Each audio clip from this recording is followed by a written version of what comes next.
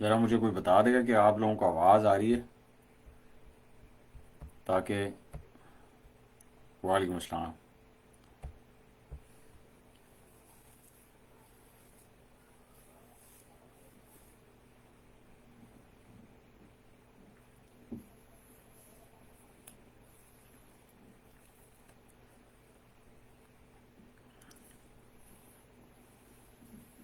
वालेकुम अस्सलाम।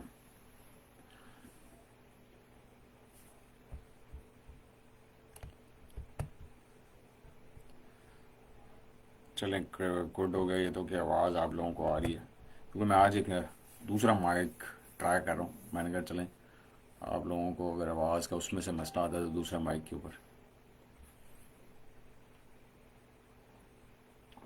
चलिए, आज कुछ छोटा सा सेशन मैंने कहा 10-15 मिनट का कर लें, क्योंकि बेसिकली मैं बिल्ड कर रहा हूँ अब टुवर्ड्स प्रोडक्ट सिलेक्शन जो है। तो ईओ कावा के अगर कोई स्टूडेंट्स हैं तो वो भी ज़रा अटेंटिव हो जाएं, क्योंकि उनके लिए भी ये फ्यूचर में काम आने वाली चीज़ है। अभी तो वो यहाँ पे नहीं पहुँचे, लेकिन ये काम आएगी।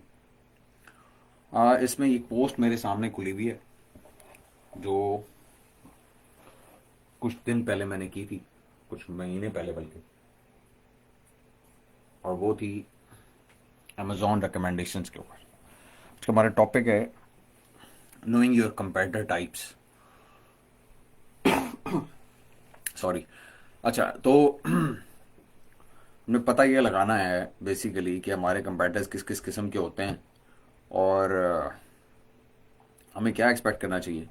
अभी नॉर्मली क्या होता है, क्योंकि यहाँ पे सारे जितनी भी सेलिंग सिखाई जा रही है, वो सेलिंग अनफॉर्चुनेटली ये सिखाई जाती है कि जी बस एक अमेज़ॉन पे जाएं, वहाँ पे कोई प्रोडक्ट ढूंढ लें, उस पर जो आप कोई कंपेटिटर सेलेक्ट करें, उन्होंने अपने क्राइटेरियाज रखे हुए, और उसको पकड़ लें, उसी को कॉपी करना शुरू कर दें, और उसी को आप टारगेट करना शुरू कर दें। Real world scenario, business scenario, brand building scenario में ये सारी चीज़ नहीं होती। ब्रांड बिल्डिंग सिनेरियो थोड़ा डिफरेंट होता है, थोड़ी उसके अंदर डेप्थ ज़्यादा होती है, और पर्सपेक्टिव का फ़र्क होता है। और वो कहते हैं कि जी अगर आपने कभी भी कोई भी बिज़नेस करना है ज़िंदगी में, और उसको कामयाब बनाना है, या उसके लिए कोई स्ट्रैटेजी बनानी है, तो सबसे इम्पोर्टेंट ये है कि आपको पता हो कि ठीक है, आप प्रोडक्ट तो जो भी बेच रहे हैं, उसके उसमें आपके कंपेटिटर हैं कौन कौन, कहाँ कहाँ हैं, क्या क्या करते हैं, कैसे कैसे करते हैं। ये चीज़ें बड़ी इंपॉर्टेंट होती हैं। तो अगर आपको पूरा अदराक नहीं है, पूरी तरह से आप पिक्चर आपके सामने नहीं है कि मेरा कंपटीशन कौन है, या कौन लोग हैं जो जिनसे मैंने मुकाबला करना है, या जिनको मैंने ओवरटेक करना है, तो आप हो सकता है कि इस ब्लाइंडनेस में मारे जाएं, और सही तरह से कॉस्ट को भी कैलकुलेट ना कर पाएँ, बजट्स को ना कैलकुलेट कर पाएँ, और ना ही सही तरह से कंपटीशन का पूरी तरह से आपको एक ओवरव्यू मिले कि मुझे किन किन फ्रंट्स पे कैसे कैसे लड़ना पड़ सकता है। तो बहुत इम्पॉर्टेंट ये है प्रोडक्ट सिलेक्शन से पहले कि आपको एक बेस, ये आपके साथ आपके माइंड में एक सीड ये प्लांट किया जाए कि जी कंपटीशन क्या होता है, किस तरह का होता है, और वो कैसे कैसे हम उसको मैप कर सकते हैं, या उसका पता लगा सकते हैं, और फिर उसको असेस करने की कहानी तो फिर वो प्रोडक्ट के उसमें वैलिडेशन के प्रोसेस में और सारी उसमें आएगी। तो ये मैंने एक पोस्ट डाली थी कि अमेज़ॉन रिकमेंडेशन का जो एल्गोरिदम है अमेज़ॉन का, वो कैसे काम करता है। ये बहुत रेलेवेंट है, और इससे बेसिकली हम सीड कॉन्सेप्ट बना रहे हैं कि हम अपने कंपेटिटर्स को अमेज़ॉन के ऊपर कैसे आइडेंटिफाई करते हैं, और किस तरह से फिर आगे लेके चलते हैं कि हमने जिसमें कंपटीशन का एनालिसिस करना होता है, कंपेटिटर्स का एनालिसिस करना होता है, और जो रियल थ्रेट्स हैं उस निच के जिसमें हम काम करने जाएंगे या जाना चाहते हैं, वो हम कैलिब्रेट कर सकें। तो इसमें मैंने बताया ये था कि जी अमेज़ॉन के जो रिकमेंडेशंस का जो लॉगरिदम है वो कैसे काम करता है इस पोस्ट में ये था कि वो आइटम टू दो मॉडल जिसके अंदर मैंने कॉमन अप्रोचेस जो डिस्कस की थी रिकमेंडेशन के लॉगरिदम्स की, वो थी एक कोलैबोरेटिव फ़िल्टरिंग और एक क्लस्टर मॉडल्स। कोलैबोरेटिव फ़िल्टरिंग क्या होती है, कोलैबोरेटिंग वो इसके अंदर डिफाइन हुई है, मेरे ख्याल में उसकी बहुत ज़्यादा डेप्थ में जाने की जरूरत नहीं है। बस आपको सिर्फ बताना ये है कि कोई भी ऐसी प्रोडक्ट्स जो कि A9 जो है वो शॉपिंग बिहेवियर्स की बुनियाद पे या करेक्टरिस्टिक या फीचर्स की बुनियाद के ऊपर एक दूसरे से लिंक कर देता है, कोलैबोरेट करता है। वो समझता है कि जी जो बायर, जो शॉपर जो है, अगर टिशू ले रहा है तो टिशू पेपर होल्डर भी लेगा, तो ये इनके दरमियान वो एक कनेक्शन पैदा कर देता है। और वो कनेक्शन जो है वो आइटम टू आइटम कोलैबोरेशन कहलाती है, और इसको हम कोलैबोरेटिव फ़िल्टरिंग बोलती हैं। इसके अंदर शॉपर बिहेवियर बड़ा मैटर करता है, शॉपर की अपनी हिस्ट्री बड़ी मैटर करती है। और A9 का एल्गोरिदम क्योंकि आपको पता है कि आर्टिफिशियली इंटेलिजेंट है, तो वो इस आइटम टू आइटम कोलैबोरेशन को बहुत एडवांस्ड वे में, बहुत सोफिस्टिकेटेड वे में over a period of life cycle of product जो है, डिफरेंट प्रोडक्ट जो है वो इस्टेब्लिश करता रहता है। सबको वालेकुम सलाम। तो यहाँ से वो कॉन्सेप्ट जो है वो रूट लेता है कि कंपटीशन आपका क्या क्या है। तो पहले तो हम इस चीज़ को समझ रहे हैं कि आइटम टू आइटम कोलैबोरेशन क्या होती है और वो कैसे फॉर्म होती है, और वो जो इंटरकनेक्टेड जो प्रोडक्ट्स होते हैं वो क्यों इम्पोर्टेंट है, उनको समझना क्यों इम्पोर्टेंट है। फिर हम आगे बात करेंगे कि जो कंपटीशन है, जो कंपेटिटर्स हैं, वो हम कैसे इसके अंदर से फ़िल्टर आउट करते हैं या पता लगाते हैं या सर्टन करते हैं कि कौन से हमारे कंपेटिटर्स हैं, और उनकी कितनी टाइप्स होती हैं, और उनको हमें कैसे कैसे हैंडल करना होता है। तो अब मेरे ख्याल में ये क्लैरिटी तो आपके माइंड में आ गई होगी कि जी on the basis of shopping behaviour, shopper की हिस्ट्री के ऊपर, कि वो कौन सी चीज़ें इकट्ठी खरीदता है, बाय टुगेदर, जैसे फ्रिक्वेंटली बॉट टुगेदर होता है अमेज़ॉन में। ये आपको यहाँ पे नज़र भी आ जाएगा। एक फ़र्ज़ करें ये ब्रूम होल्डर वाली मिसाल हमने पकड़ी हुई है और हम इसी को लेके चल रहे हैं। तो इसी की एक मैंने लिस्ट खोल के रखी है सामने, जिसके अंदर फ्रीक्वेंटली बॉट टुगेदर जो है वो विजिबल है। ये अब ये जो जो भी बंदा जो कोई शॉपिंग कर रहा है, वो साथ में जब रूम होल्डर लेता है तो उसके साथ क्या लेता है। तो ये भी आइटम टू आइटम कोलैबोरेशन एक किस्म की है, जो कि सिग्नल अमेज़ॉन को मिला है तो अमेज़ॉन ने यहाँ लिस्ट की है।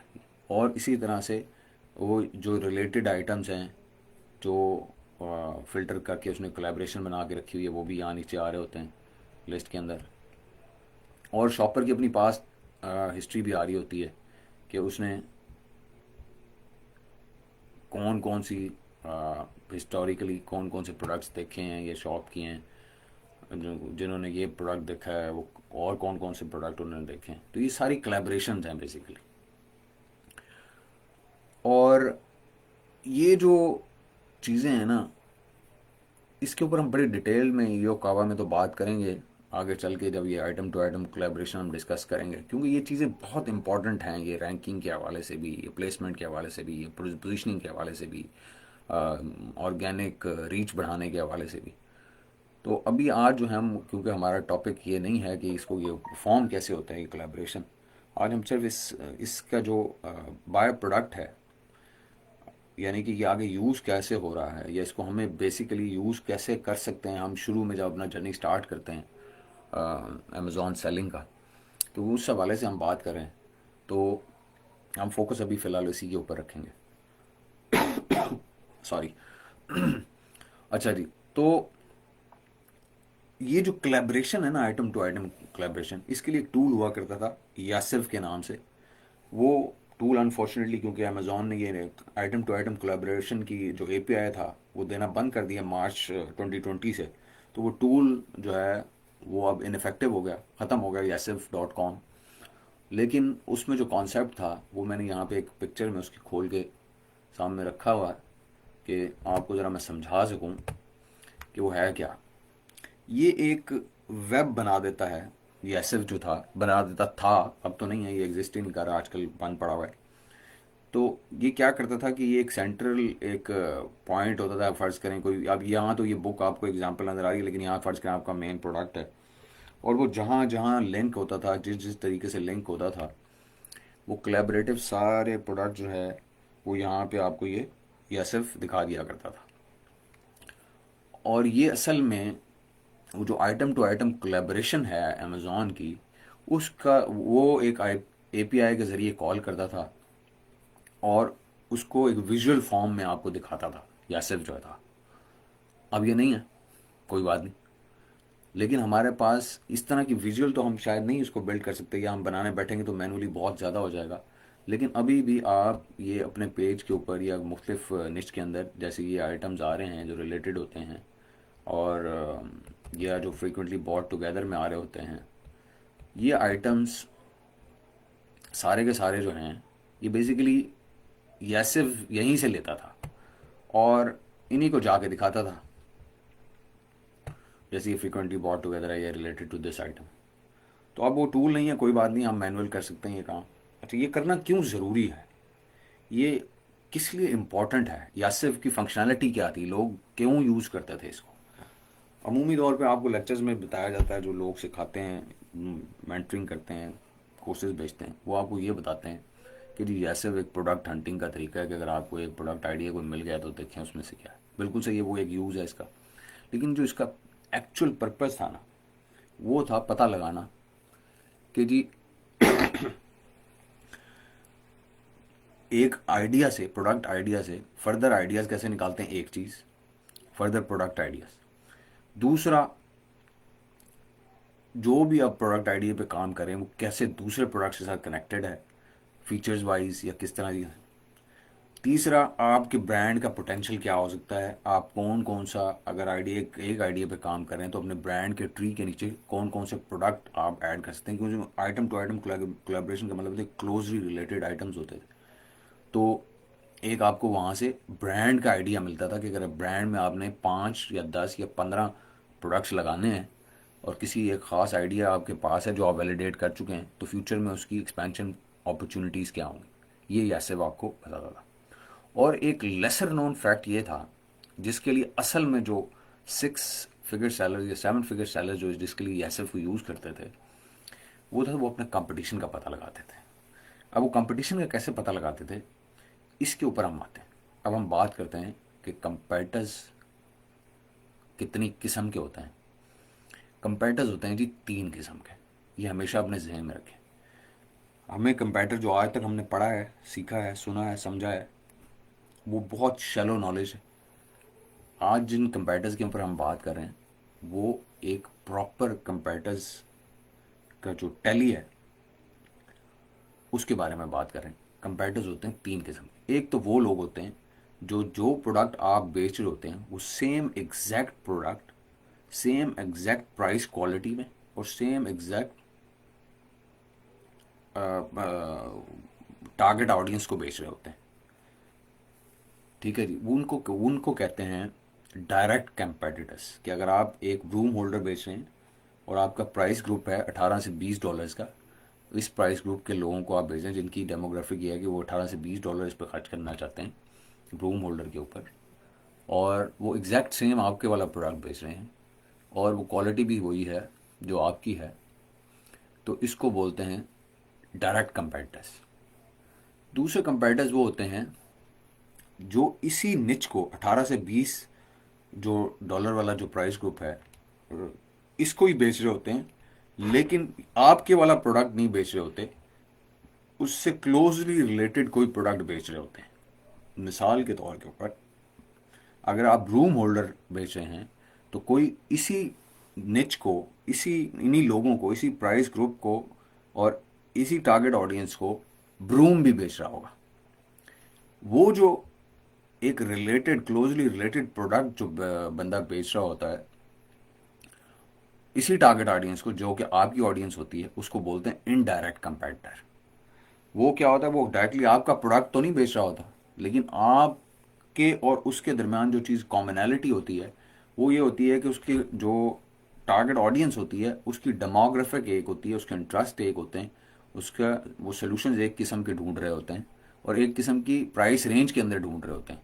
उनकी विलिंगनेस टू पे जो है, WTP जिसे बोलते हैं, वो विलिंगनेस टू पे जो है वो राउंड अबाउट उसी प्राइस ग्रुप में फॉल करती है जो कि आपके प्रोडक्ट की भी होती है। ये होते हैं इनडायरेक्ट कंपैरेटर।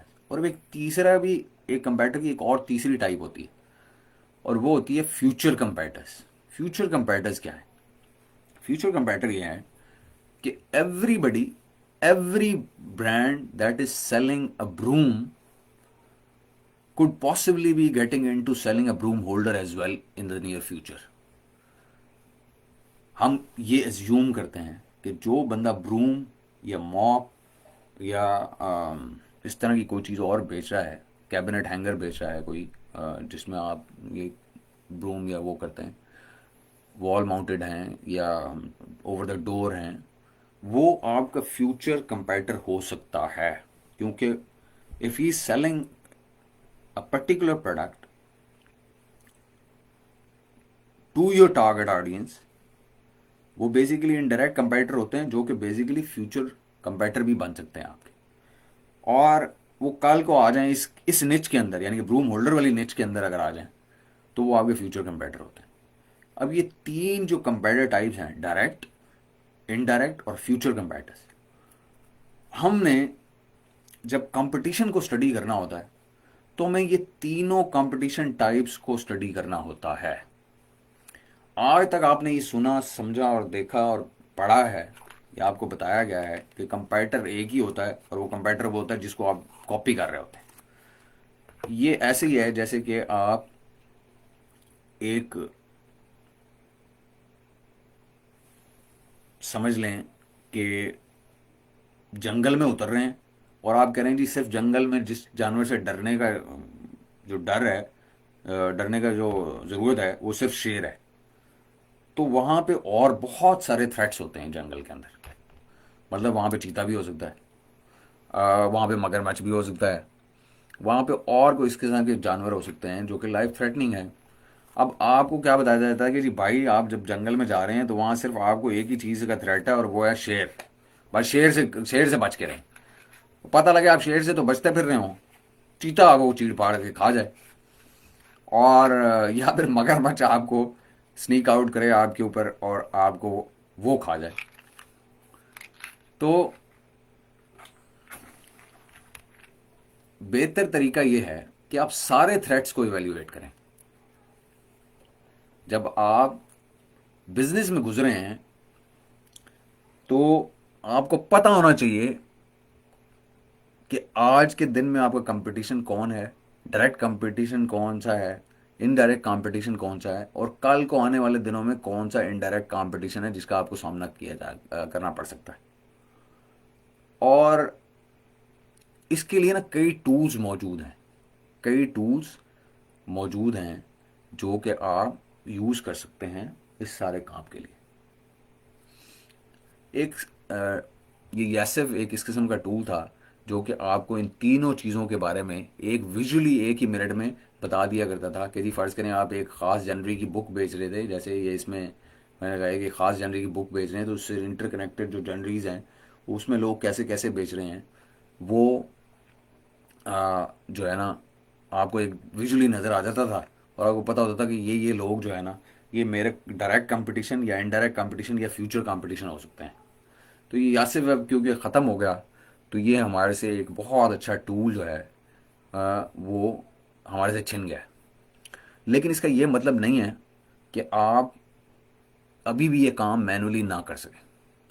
अब होता यह है कि अब आप ये सोच रहे होंगे कि जी इन कंपटीशन का जो हमें पता तो लग गया कि जी एक डायरेक्ट कंपटीशन होता है, एक इनडायरेक्ट कंपटीशन होता है, एक फ्यूचर कंपटीशन होता है, लेकिन हम इसका यूज़ क्या करेंगे? हम मतलब इसको क्यों जानना क्यों ज़रूरी है हमारे लिए? जानना इसलिए ज़रूरी है कि इनकी जो ट्रैफिक होती है वो एक ही निच से जनरेट हो रही होती है, एक ही टारगेट ऑडियंस से ये ट्रैफिक ले रहे होते हैं। जैसे आप ये देख रहे होंगे कि ये जो एरोज हैं ये बेसिकली आपको कनेक्शन शो कर रहे हैं कि ये एक प्रोडक्ट जो है, एक बुक जो है वो कितने कितने लोगों के साथ कनेक्टेड है। तो ये जो बुक रीडर्स हैं, ये सारे हैं तो बुक रीडर्स ही ना। ट्रैफिक कोई कोई किसी तरीके से इनसे ले रहा है, कोई किसी तरीके से ले रहा है, कोई किसी तरीके से ले रहा है, कोई अपनी जनरी के लिए ले रहा है, कोई अपनी जनरी के लिए ले रहा है। लेकिन ये हैं तो सारे बुक रीडर्स, निच तो एक ही है, टारगेट ऑडियंस बुक रीडर्स ही हैं।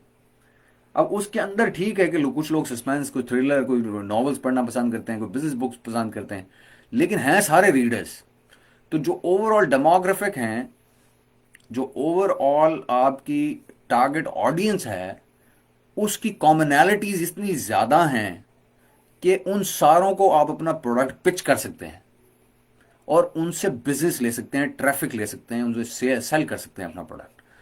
तो आपको सेलिंग करने का जो एक हिडन तरीका है, वो अभी तक जो कि विजिबल नहीं था, वो आज के लेक्चर के बाद या आज के सेशन के बाद आपको समझ आ जाना चाहिए कि जी इसलिए हम ये कंपेटिटर को जानना चाहते हैं कि हम ये पता लगा सकें कि इसी टारगेट ऑडियंस को, जिसको हम प्रोडक्ट बेचने जा रहे हैं या बेचने लगे हैं या बेच रहे हैं, इनको और कौन कौन सेल कर रहा है, किस किस किस्म के प्रोडक्ट सेल कर रहा है और कैसे कैसे प्रोडक्ट सेल कर रहा है। कैसे कैसे मुराद है, किस किस तरीके से। क्या वो सोशल मीडिया से ट्रैफिक लेके आ रहा है, क्या वो वेबसाइट से लेके आ रहा है, क्या वो ईमेल मार्केटिंग से लेके आ रहा है, क्या वो वीडियोस के जरिए लेके आ रहा है, क्या वो कंटेंट मार्केटिंग कर रहा है, क्या वो ब्लॉग्स के थ्रू लेके आ रहा है, क्या वो एफिलिएट्स यूज कर रहा है। मैं बार बार ये बात ग्रुप के ऊपर कह चुका हूं और आइंदा भी कहता रहूंगा, हमेशा कहता रहूंगा। Traffic, sales, reviews, this is the Amazon selling bottom line. और कामयाब वो आदमी है जो सस्ता तरीन तरीका इस्तेमाल करके ज़्यादा से ज़्यादा ट्रैफिक लेके आ सके और उसको कन्वर्ट कर सके सेल्स में। वो विनर है, वो ही कामयाब है, वो ही स्केल कर सकता है, वो ही ग्रो कर सकता है। और जब आपको यही पता ना हो कि आपका टारगेट ऑडियंस क्या है, when you are uncertain, when you are unsure कि whom टू सेल, कि मैं बेचूं किसको, या पॉसिबिलिटीज क्या क्या हैं कि मैं किस किस को पिच कर सकता हूं ये प्रोडक्ट, या किस किस तरीके से पिच कर सकता हूं ये प्रोडक्ट, या कौन कौन लोग इंटरेस्टेड हो सकते हैं मेरे प्रोडक्ट के अंदर। जब आपको ये पूरा पूल ऑफ टारगेट ऑडियंस ही पता ना हो, तो आपकी ग्रोथ और आपके सेल करने की जो क्रिएटिविटी है वो लिमिटेड हो जाती है। तो इसलिए बहुत ज़रूरी है कि आपको पता हो कि आपके डायरेक्ट कंपेटिटर्स कौन से हैं, जो कि आप निच में कीवर्ड की बेस के ऊपर आप रैंक हुए देख रहे होते हैं, वो आपके डायरेक्ट कंपेटिटर्स होते हैं। अगर आप हाईली रेलिवेंट कीवर्ड, या जिसे हम लॉन्ग टेल कीवर्ड कहते हैं, इंटेंट का कीवर्ड कहते हैं, वो डाल के अगर सर्च करें, तो जो लोग आपकी स्क्रीन के ऊपर शो रहे होते हैं वो आपके डायरेक्ट कंपेटिटर्स होते हैं। वो तो हमें पता ही होते हैं क्योंकि हमें सिखाया सिर्फ वही जाता है।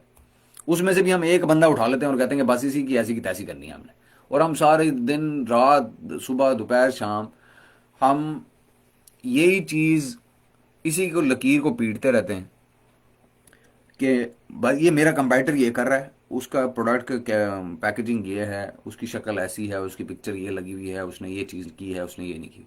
हम अपनी विजन को टनल कर लेते हैं। सारे कोर्सेज हमें यही बताते हैं कि जी विजन अपनी टनल कर लें, बस ये कंपेटिटर के पीछे इधर उधर भी ना देखें, वो कोपे चढ़ा लें अपने आंखों के ऊपर, जैसे वो कोल्लू के बैल के ऊपर चढ़े हुए होते हैं, कि बस ये कोपे चढ़ा लें और घूमते जाएं इसी चक्की में जिसमें हम आपको घुमाना चाह रहे हैं।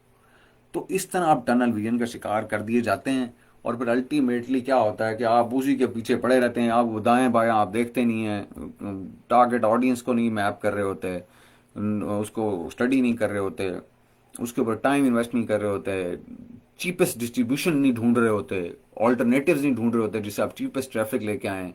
किसको पिच कर रहे हैं ये आपको पता नहीं होता, सिवाय उसके के बाद उस कंपेटिटर को जो आपको पता लग गया, पता लग गया। तो ये इसलिए ज़रूरी है आज का लेक्चर कि आपको पता हो कि आपके कंपेटिटर्स किस किस्म के होते हैं, वो क्या करते हैं, कैसे प्रोडक्ट को बेचते हैं, किन किन प्लेटफॉर्म्स के ऊपर बेचते हैं, कहाँ से ट्रैफिक लेके आते हैं, पॉसिबिलिटीज़ क्या हैं, और आपकी टोटल डेमोग्राफिक क्या है आपकी टारगेट ऑडियंस की, जिसको आप प्रोडक्ट बेच सकते हैं। अगर आप इस चीज़ का पता लगा लेना कि मैं मेरे प्रोडक्ट के पॉसिबल बायर्स कौन कौन से हैं दुनिया में, ग्लोबल जो पूल है कि मेरा प्रोडक्ट कौन सा बंदा खरीद सकता है, तो आप उस तक पहुंचने का कोई वेसल बनाएंगे, कोई चैनल बनाएंगे, कोई प्लेटफॉर्म बनाएंगे। लेकिन अगर आपको पता ही नहीं होगा तो आप कभी भी उधर तक पहुंचने की तो बहुत दूर की बात है। तो इंपॉर्टेंट ये है कि आपको टनल विजन से निकलना है। आपको ये पता लगाना कि कंपटीशन कितने कितने होते हैं, कैसे कैसे होते हैं, कहाँ कहाँ वो सेल करते हैं, कैसे कैसे वो सेल करते हैं, और आप उन तक कैसे पहुंच सकते हैं, ताकि आप वो ट्रैफिक भी लेके आ सकें जो आपको पहले पता नहीं थी, या आपका कंपेटिटर नहीं लेके आ रहा था, या आप कोई सस्ता चैनल उसके अंदर से ट्रैफिक का डेवलप कर सकें, कोई ऐसा वेसल बना सकें जिसमें आपकी डिस्ट्रीब्यूशन चीपेस्ट हो जाए, चीपेस्ट डिस्ट्रीब्यूशन हो जाए। तो ये पता लगाने के लिए आपको ये पता लगाना बहुत ज़रूरी है कि आपके कंपेटिटर्स होते कौन हैं, किस किस किस्म के होते हैं, और वो कहाँ हैंग आउट करते हैं, या उनको फाइंड कैसे करना है, और फिर उन पर ड्रिल डाउन कैसे करना है कि उनके ट्रैफिक रिसोर्सेज क्या हैं। तो ये इस वजह से ये कंपेटिटर्स को जानना बहुत ही ज़्यादा ज़रूरी है। बहुत सारे टूल्स मार्केट में अवेलेबल हैं इसी पर्पज़ के लिए, जो कि ये काम करते हैं। इसको सर्च करने के कई तरीके हैं। एक तरीका तो ये यासिफ था, जो ख़त्म हो गया अनफॉर्चुनेटली, इस साल मार्च तक चल रहा था, अब नहीं है। लेकिन इसके अलावा बहुत सारे टूल हैं, आप जाके गूगल पे सर्च करें, आपको मिल जाएंगे। अगर नहीं मिलते तो एक काम और किया जाता है, आप ब्रांड्स कैटलॉग में घुस जाएं और देखें कौन से ब्रांड क्या प्रोडक्ट्स बेच रहे हैं, किस निच को बेच रहे हैं। आप ब्रांड्स के राउट से भी जा सकते हैं। ज़रूरी नहीं है कि आप सिर्फ जो है वो जाएं यासिर के थ्रू, और बड़े तरीके हैं इसके तक पहुंचने के। तो जो ब्रांड्स आपके जैसा प्रोडक्ट सेल कर रहे हों वो भी आपके डायरेक्ट कंपेटिटर हो सकते हैं, इनडायरेक्ट कंपेटिटर हो सकते हैं, या फ्यूचर कंपेटिटर्स हो सकते हैं। उन सब के ट्रैफिक को आपने एनालाइज करना है कि ये ट्रैफिक कहाँ से ले रहे हैं, क्योंकि वो आपकी टारगेट ऑडियंस को बेच रहे हैं, आपके वाले डेमोग्राफिक्स में बेच रहे हैं। जब आपके वाले डेमोग्राफिक्स में बेच रहे हैं, उसी प्राइस ग्रुप को बेच रहे हैं, उन्हीं लोगों को बेच रहे हैं जिनको आप बेचना चाहते हैं, तो वो जिस तरह के भी ट्रैफिक रिसोर्सेज एम्प्लॉय कर रहे हैं, वो सोशल मीडिया प्लेटफॉर्म्स हैं, वो वेबसाइट ट्रैफिक्स हैं, वो एफिलिएट्स हैं, वो कोई सेल्स फनल्स लगी हुई हैं, वो कोई कंटेंट मार्केटिंग कर रहे हैं, कोई ब्लॉग्स चला रहे हैं, कोई ईमेल मार्केटिंग कर रहे हैं, वो सारा काम आप कर सकते हैं और अपनी ट्रैफिक को बढ़ा सकते हैं। जब ट्रैफिक बढ़ेगी तो पॉसिबिलिटी बढ़ेगी कि आपकी सेल्स बढ़ेंगी। अगर आपकी लिस्ट अच्छी लिखी हुई होगी, कन्वर्जन उसमें ऑप्टिमाइज होगी कन्वर्जन के लिए, तो आप जब ज़्यादा लोग देखेंगे आपके प्रोडक्ट को तो ज़्यादा सेल्स मिलेंगी। जब ज़्यादा सेल्स मिलेंगी तो ज़्यादा रेवेन्यू होगा। जब ज़्यादा रेवेन्यू होगा, टर्नओवर ज़्यादा होगा, तो प्रॉफिट ज़्यादा होगा। जब प्रॉफिट ज़्यादा होगा, आपके कैश फ्लोज बेहतर होंगे। जब आपके कैश फ्लोज बेहतर होंगे, you would be able to bring even more traffic. Profit आप ड्रॉ करेंगे, और इस सारे निज़ाम की जो बिल्कुल बॉटम लाइन पे जो चीज़ जिस सब पे ये बेस करती है पूरी इमारत, वो है ट्रैफिक। और वो कौन सी traffic? Cheapest traffic, cheapest distribution. Distribution बार बार कुछ लोग यहाँ नए होंगे, उनको समझ नहीं आ रही होगी ये चीपेस्ट डिस्ट्रीब्यूशन क्या होती है। चीपेस्ट डिस्ट्रीब्यूशन ये होती है कि आप जो जहाँ भी सेलिंग कर रहे हों उस पे जो आईज या आई बॉल्स आप लेके आ रहे हैं, जो प्रोबेबली आपके कस्टमर हो सकते हैं, उन पे जो एक्वायर करके उनको अपनी लिस्ट तक लाने की जो कॉस्ट है, वो डिस्ट्रीब्यूशन कॉस्ट कहलाती है। और उसको चीपेस्ट होना ज़रूरी है। अगर आपकी प्रोडक्ट $8 की है और $1.5 का या $2 का ऐड चल रहा है फेसबुक का आपके, तो वो ये चीपेस्ट डिस्ट्रीब्यूशन नहीं है। या सीपीसी चल रहा है उसके ऊपर $1.25 का, तो ये भी एक चीपेस्ट डिस्ट्रीब्यूशन नहीं है। आपको इससे सस्ती डिस्ट्रीब्यूशन लेके आनी है अपनी लिस्ट के ऊपर, सस्ती आइज लेके आनी है, सस्ते में एक्वायर करके लानी है वो सेट ऑफ आइज जो आके आपकी प्रोडक्ट को देखे। तो जो बंदा जितना कम पैसे में वो सेट ऑफ आइज अपनी लिस्ट के ऊपर ला सके और जितनी ज़्यादा ला सके, वो विनर होता है। क्योंकि वो कन्वर्जन में चेंज कर लेता है उस ट्रैफिक को। अगर उसकी लिस्ट अच्छी तरह ऑप्टिमाइज है और लोगों के कंसर्न्स को डील करती है, प्राइस ऑफर अच्छी है, तो वो उसको कन्वर्ट कर लेगा सेल्स में, और जब सेल्स होगी तो प्रॉफिट और रेवेन्यू और कैश फ्लोज, और फिर वो लाइफ लाइन आपकी चलती रहेगी। तो इसलिए ये समझना बहुत ज़रूरी है कि आपका जो कंपेटर्स हैं वो कौन हैं, क्या कर रहे हैं, कहाँ कहाँ बेच रहे हैं, कैसे कैसे बेच रहे हैं, ट्रैफिक कहाँ से लेके आ रहे हैं, कितने में ट्रैफिक लेके आ रहे हैं, और अगर फ्यूचर में वो आपका थ्रेट हैं तो आपके पास उनका तोड़ करने के लिए नेटवर्क का पहले अगर डाटा होगा या आपने पहले काम किया होगा, चैनल डेवलप किए होंगे, तो आप उसके ऊपर उसको काउंटर कर सकेंगे ना। अगर आपको पता ही नहीं होगा कि मेरा कंपटीशन कौन है या कौन सा पॉसिबल कंपटीशन हो सकता है फ्यूचर में, तो अल्टीमेटली आप ब्लाइंड साइडेड होंगे और वो बंदा आएगा और एकदम आपको धड़ाम से गिरा देगा। अब ये जो पुराने जितने भी सेलर बैठे हुए होते हैं, जो ब्रांड्स बना के बैठे हैं, वो आपका क्या ख्याल है वो कैसे बड़े आराम से नए आने वाले बंदों को एक चंद दिनों के अंदर या चंद हफ्तों के अंदर वो उनको तहस नहस कर देते हैं। तो ऐसे बैठे होते हैं ना सेलर, कि आप गए, आपने बड़ा पैसा भी लगाया, आपने गिव अवे भी किया, आपने सब कुछ किया, और उसके बावजूद उनकी फुटिंग इतनी स्ट्रांग थी कि उन्होंने वो टस से मस नहीं हुए। आपने वेलोसिटियाँ भी मैच करके देख ली, सब कुछ करके देख लिया, बड़ी कॉस्ट इनकर की, बहुत आपने ब्रीडिंग की, बहुत पैसा लगाया, लेकिन वो टस से मस नहीं हुए। 2-4 दिन के लिए इधर उधर दाएं बाएं हुए, तीसरे दिन फिर पता लगा जी वो ऊपर आ गए, और फिर वहीं बैठे हुए हैं जहां आप उनको गिराने के लिए आपने दिन रात लगाई हुई थी। बैठे हुए थे आप, पैसा भी लगा रहे थे पानी की तरह, और सब कुछ कर रहे थे, लेकिन पता लगा जी उन्होंने तो मिनट नहीं लगाया, और या 2 दिन के अंदर ही आपकी सारी एफर्ट को उठा के उन्होंने बाहर फेंक दिया और वापस अपनी जगह रिस्टोर कर ली। वो इसलिए रिस्टोर कर लेते हैं क्योंकि उनके पास ट्रैफिक होती है। They know the cheapest means to bring in the traffic when they need. जब उन्हें चाहिए होती है वो ट्रैफिक उठा के ले आते हैं, उठा के लाते हैं, वो कन्वर्ट होती है। जब कन्वर्ट होती है तो उनकी पहले उनकी रेटिंग्स अच्छी होती हैं, उनकी सेल्स हिस्ट्री अच्छी होती है, उनकी सीपीसी कम होती है, क्योंकि वो अच्छी कन्वर्जन हिस्ट्री लेके बैठे होते हैं। वो आपको 2 मिनट लगाते हैं हर तरफ से मार मूर के, आपको वो जिसे कहते हैं ना आपकी तसल्ली करा के आपको वापस भेज देते हैं और खुद वहीं बैठ जाते हैं। और आप देख रहे होते हैं कि यार अब मैं क्या करूं, अब मैं क्या करूं, ये तो बंदा टस से मस ही नहीं होता। मेरे तो जितने पैसे थे उनमें 30,000 का मेरा बजट था, उसमें से 20,000 तो मैं ब्लीडिंग पे लगा चुका हूं, अब और क्या करूं।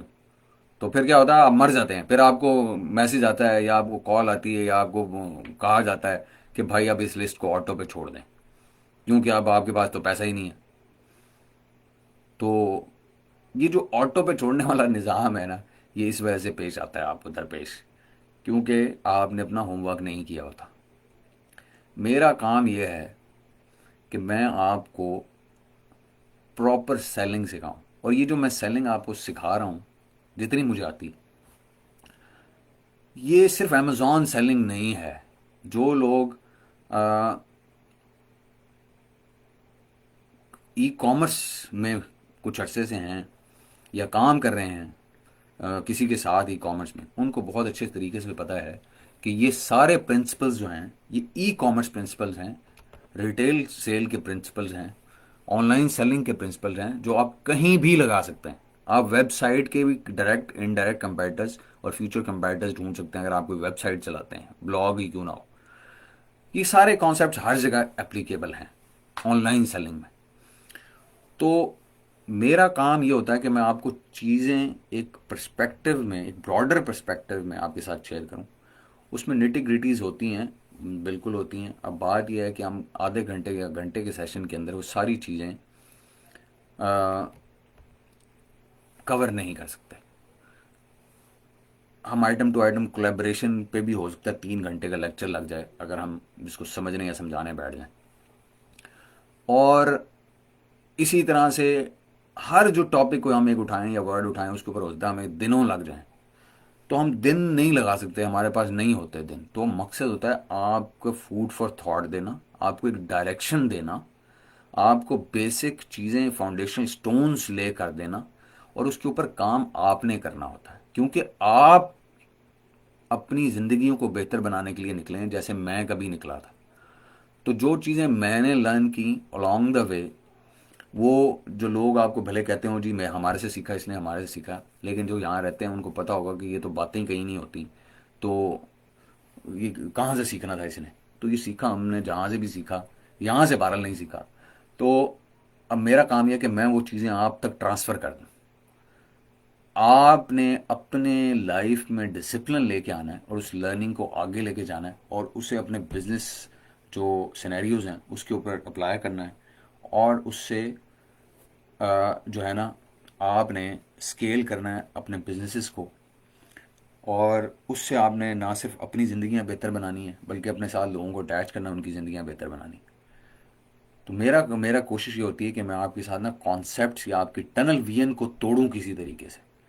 टनल विजन को तोड़ दूं, आपकी विजन ब्रॉड करूं, आपको चीज़ें एक नए पर्सपेक्टिव में दिखाऊं ताकि आप उस एंगल के ऊपर काम, उस डायमेंशन में काम करना सीखें और साथ साथ ग्रो करें। और चीज़ें जो हैं वो एक प्रॉपर डायरेक्शन में लेके जाएं जहाँ पे आप पैसा ज़ाया ना कर लें अपना।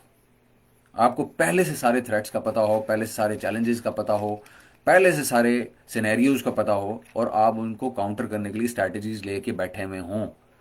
प्रोडक्ट लॉन्च करना इज़ नॉन इशू। अगर अगर आप ये देखें ना, जो जिस तरह कोर्सेज आप नॉर्मली देखते पढ़ते सुनते आए हैं ग्रुप्स के अंदर, तो प्रोडक्ट लॉन्च करना तो कोई रॉकेट साइंस ही नहीं है यार। कोई रॉकेट साइंस नहीं है प्रोडक्ट लॉन्च। प्रोडक्ट को वहाँ लॉन्च करके टॉप पे ले जाना और उसको वहाँ सस्टेन कराना और उसको वहाँ से स्केल करना एक लाइफ चेंजिंग एक्सपीरियंस में, आपकी फाइनेंशियल लाइफ को चेंज करने के एक्सपीरियंस में जो कन्वर्जन का जो प्रोसेस है, असल वो मैटर करता है। प्रोडक्ट तो आप कोई भी, आप मैं कहता हूँ कि जी आप कोई प्रोडक्ट उठा के, आप बेडशीट डूवे पिलो कवर उठा के आप लॉन्च कर सकते हैं, लेकिन बात यह है कि लॉन्च करने के भी तो कई तरीके हैं। एक लॉन्च करने का तरीका है आप अंधे वहाँ पैसा लगाए जाएं उसके ऊपर, जैसे कि दुनिया लगवाती है। वो कहती है ये पर आप कहते हैं कि इसका कंपटीशन 3 है, वो कहता है कोई बात नहीं 3 है, लगा दो, ये लो, ये $25,000 लगेगा, एक बार लगा दोगे देखें कन्वर्ट हो जाएगा, ये तो फ्लिप हो जाएगा 30 गुना 36 गुना फैक्टर के साथ। वो भाई ये सब किताबी बातें हैं। वो 36 गुना तो जब आएगा सो आएगा। वो जो अभी 25-30 हज़ार डॉलर लगाना है, वो काम जो है वो आप अभी क्यों नहीं करते उसको सस्ता करने का? पहले दिन से उसके ऊपर काम क्यों नहीं करते? पहले से स्ट्रैटेजाइज क्यों नहीं होते? ज़रा ज़्यादा टाइम ले लें भाई। आप आपने अगर 1 महीना लगाना है प्रोडक्ट की रिसर्च के ऊपर या मार्केट की रिसर्च के ऊपर या निच के एनालिसिस के ऊपर, तो नहीं यासिफ बैक नहीं है अभी आफ्ताब, तो आप जो है ना उसके ऊपर 15 दिन और लगा लें यार। कुछ स्ट्रैटेजाइज कर लें, हर एंगल को कवर कर लें और उसके लिहाज से चैनल डेवलप कर लें। कल अभी एक साहब मेरे साथ आए और उन्होंने मुझे रात को कहा, बल्कि इनफैक्ट सुबह का कोई टाइम था, उन्होंने कहा कि जी ये मेरी लिस्ट है और ऐसे ऐसे इसके साथ प्रॉब्लम है, ये इस पे काम हम नहीं कर सके और ये हम किसी वजह से ये कामयाब नहीं हुआ रहा प्रोडक्ट। तो मैंने उनसे कहा अच्छा चलें आप बाकी बातें सारी छोड़ें, बाकी बातें बाद में करते हैं, मुझे ये दिखाएं आप वेबसाइट पे और आपकी जो PhDs बनी हुई हैं, कोई आखिर आपके कोई सब्सक्राइबर होंगे, कोई आपकी लिस्ट बनी हुई होगी। उन्होंने मुझे कहा कि वो जो मैंने ये वेबसाइट बनाई थी, जब इसके ऊपर हम काम करने लगे तो मुझे जो कोर्स करा रहा था उसने कहा कि नहीं ये तो इसकी तो ज़रूरत ही नहीं है। तो अब जब ये बात मैंने सुनी तो मैंने उन्हें कहा, मैंने कहा फिर आप बेच किस रहे हैं? उन्होंने कहा जी वो जो बेच, बस अब तो ऑटो के ऊपर लिस्ट चल रही है, वो पैसा तो बड़ा हमने उसके ऊपर लगा दिया है। तो मैंने कहा आपका कस्टमर कौन है, आप किसको बेच रहे हैं? कोई आपकी कोई PhDs पढ़ी होंगी, कोई लुक अलाइक ऑडियंस होगी। वो कहा जी वो तो हमने किसी यूनिकॉर्न के अकाउंट के ऊपर चलाई और उसका हमारे पास डाटा नहीं है और वो PhD भी नहीं है हमारे पास। तो अब देखें, एक बंदा है जो सबसे इंपॉर्टेंट, जिसके ऊपर दुनिया की बड़ी बड़ी Fortune 500 कंपनी सबसे ज़्यादा पैसा लगाती हैं, वो ये होता है कि जी मैंने बेचना किसको है और क्या बेचना है, इस चीज़ के ऊपर पैसा लगाती हैं। टारगेट ग्रुप्स बनाती हैं, फोकस ग्रुप्स बनाती हैं और इसके ऊपर सबसे ज़्यादा पैसा इन्वेस्ट करती हैं कि मैं, मेरा कस्टमर टारगेट ऑडियंस कौन सी है। और उस के ऊपर जितना पैसा वो लगाती है ना, उसको डेवलप R&D कॉस्ट वो कहती हैं, जिसको वो कैपिटल एक्सपेंडिचर मानते हैं, जिसको वो आने वाले दिनों में राइट ऑफ करते हैं। और उन साहब को पता ही नहीं था कि हम बेच किसको रहे हैं। तो जब बेचने का आपको पता ही नहीं है कि मैंने बेचना किसको है, तो आपने क्या बेचना है? या आपको ट्रैफिक सोर्स ही नहीं पता, या आपको टारगेट ऑडियंस ही नहीं पता। तो कंपैरेटर डायरेक्ट हो, इनडायरेक्ट हो या फ्यूचर हो, ये तो बड़ी दूर की कहानी है सारी। तो वही बात कि चीपेस्ट डिस्ट्रीब्यूशन के लिए आपको ट्रैफिक सोर्सेज पता होने चाहिए, और चैनल्स के लिए आप उसके ऊपर टेस्टिंग करते हैं, उसके ऊपर सस्ता तरीन चैनल जो होता है उसको आप स्केल करते हैं, उससे अपनी आप सेलिंग बढ़ाते हैं, ग्रोथ करते हैं, एक्सपेंशन करते हैं, ऊपर सस्टेन रहते हैं आप। अब जो नया बंदा आता है ना, आपने अगर उस निच के अंदर 3 महीने गुजारे हैं पिछले, और 3 महीने में आपने ये पता लगाया है कि जी सस्ता तरीन ट्रैफिक सोर्स फर्ज कर लेते हैं कि टिकटॉक है, तो वो जो नया बंदा आता है ना, उसको टिकटॉक का पता ही नहीं होता। वो तो सीधा फेसबुक एड्स लगाएगा, गिव अवे करेगा, ये करेगा, वो करेगा। आप पीछे बैठे होंगे, वो लेके आ रहा होगा $1.5 में, $2 में ट्रैफिक फेसबुक एड्स के जरिए, आप ला रहे होंगे 25 सेंट में। तो जितने में वो एक बंदा लेके आएगा $1.5 में, आप 6 लेके आ जाएंगे। तो उसे कहेंगे आजा भाई बीट कर ले मेरी। वो 6 में से फर्ज करें आपका मिसाल के तौर पे कन्वर्जन रेट है आपका 30%, तो 2 बंदे कन्वर्ट हो गए।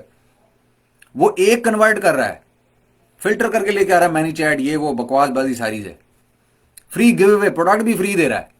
आप क्या कर रहे हैं? आप 25 सेंट और 25 सेंट, 50 सेंट, मतलब आपने चले $1.5 ही लगाया, और $1.5 के अंदर आप 2 सीरीज ले ली आपने, और गिव अवे टकेगा नहीं किया।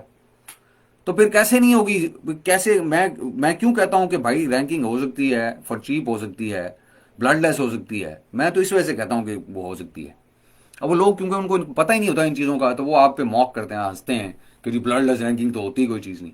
क्योंकि उनको चीज़ों का पता नहीं होता ना।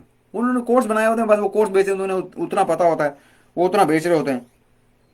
जब वो डीप डाउन जाएंगे तो उनको पता चलेगा कि भाई चीप सेलिंग के बड़े तरीके हैं, और सबसे बड़ी रॉकेट साइंस ही यही है कि चीपेस्ट डिस्ट्रीब्यूशन कहाँ से आनी है आपके पास, वो आपने लेके आनी। वो आपके पास आ जाए तो सब कहानी सीधी हो गई।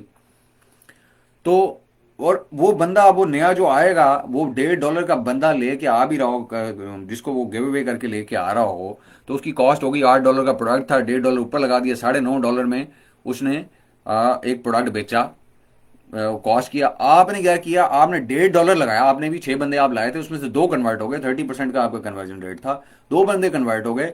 आपने वो $1.5 भी रिकवर कर लिया प्रॉफिट्स के अंदर से, और फिर भी कुछ प्रॉफिट कमा लिया। तो आप तो नहीं मरेंगे, आपकी वेलोसिटी भी उससे डबल है, आप मरेंगे भी नहीं। वो बंदा मर जाएगा, वो ब्लीड हो रहा है, आप ब्लीड भी नहीं हो रहे, आप सिर्फ प्रॉफिट का कुछ हिस्सा स्पेंड कर रहे हैं, जो कि आप उसको मसला क्यों नहीं। वो $9.5 लगा रहा है, आप $1.5 लगा रहे हैं, उस $1.5 के अंदर से भी आप हो सकता है वो सारे का सारे ही रिकवर कर रहे हो, या उसको रिकवर करने के बाद भी कोई 10, 20, 25, 50 सेंट फी प्रोडक्ट बचा रहे हो। सॉरी। तो उसने तो मर ही जाना है, उसको मारना क्या मुश्किल काम है उस नए बंदे को। तो अब आपको ये समझ आनी चाहिए कि अगर आप में से कोई मरता है किसी पुरानी बंदे के मुकाबले में, तो वो क्यों मर रहा होता है। वो इसी वजह से मर रहा होता है जो मैं एक्सप्लेन कर रहा हूँ इस वक्त आपको सिनेरियो। क्योंकि उसके पास चीपेस्ट डिस्ट्रीब्यूशन चैनल्स डेवलप हुए होते हैं, और आप कर रहे होते हैं $9.5 वाली स्पेंडिंग एक प्रोडक्ट को भेजने में, सेल्स वेलोसिटी बिल्ड करने के लिए। वो बेचारा कर रहा होता है, वो जो शहजादा बैठा होता है टॉप पे, वो कर रहा होता है $1.5 की स्पेंडिंग, और फिर प्रोडक्ट भी नहीं दे रहा होता, उसमें से भी कोई ना कोई प्रॉफिट कमा रहा होता है कॉस्ट रिकवर करके भी, और उसकी सेल्स वेलोसिटी भी आपसे डबल होती है। तो अब आपने तो मरना ही मरना है, क्यों ना मरे आप? क्योंकि for on unlimited period of time तो आप सेलिंग नहीं ना कर सकते इस तरीके की गिव अवे वाली। आपकी लिस्ट की वेलोसिटी डाउन होती है, अगले आपको कहते हैं जाओ वीवीआरओ कर दो, एसएफपी कर दो। भाई भाई जरूर करें, शौक से करें, जिसको करने का शौक है जरूर करें। हमें नहीं है शौक, मुझे तो नहीं है बिल्कुल भी शौक। मैं तो कल मेरे पास वो जो साहब आए हुए थे, मैंने उन्होंने कहा जी हम लिस्ट के ऊपर कोई एसएफपी कर दें। मैंने कहा भाई क्यों कर दें, क्यों कर दें, पैसे लगा दें। हम चैनल्स ब्लॉग के ऊपर पहले काम क्यों ना करें, किस बात की जल्दी है आपको? मैंने कहा जो बेड़ा गर्क लिस्ट का होना है वो तो हो गया, तो हम उसको पहले बिल्डिंग ब्लॉक्स तो सीधे क्यों ना करें। हफ्ता 10 दिन लग जाएगा ना हमें, हम लैंडिंग पेजेस बनाएंगे, हम वेबसाइट बनाएंगे, हम और चैनल डेवलप करेंगे, टेस्टिंग दोबारा से हमें शुरू करनी पड़ेगी, लेकिन हम प्रॉपर काम क्यों ना करें।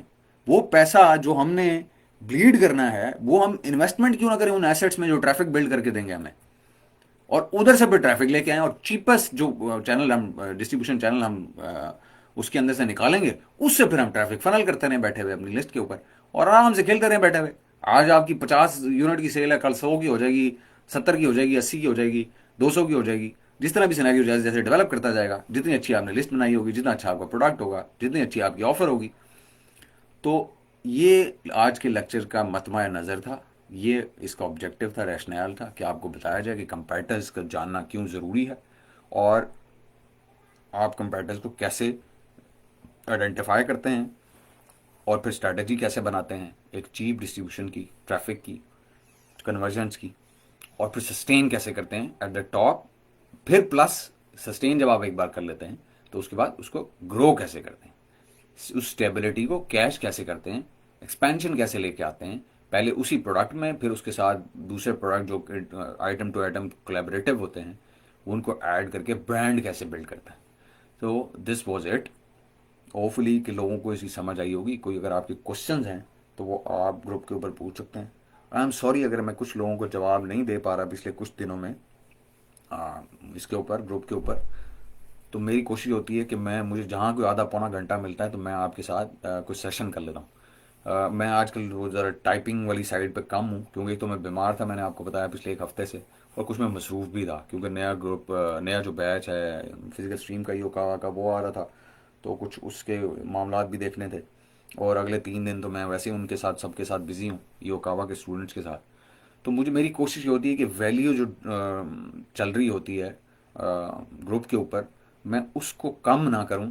अगर मैं लोगों को जवाब नहीं दे सकता तो कम से कम लोगों के साथ जो नॉलेज शेयर है वो कम से कम चलता रहे, ताकि लोग कुछ ना कुछ सीखते रहें, और उससे फिर अपनी कुछ स्ट्रैटेजी बनाते रहें, जो सेलर्स हैं वो भी, और जो लर्न कर रहे हैं उनका भी कोई पर्सपेक्टिव बेहतर डेवलप होना शुरू हो जाए। तो this was it. Thank you very much everybody. कोई क्वेश्चंस हो तो बेहतर तो यह है कि इस वीडियो के कमेंट्स में पूछ लें, क्योंकि नई पोस्ट मैं हो सकता ना देखूँ, ये तो मैं फिर भी देख लूँगा। ये मतलब आज मुझे मज़ीद शायद टाइम ना मिले। Thank you very much. Take care. अल्लाह हाफिज़।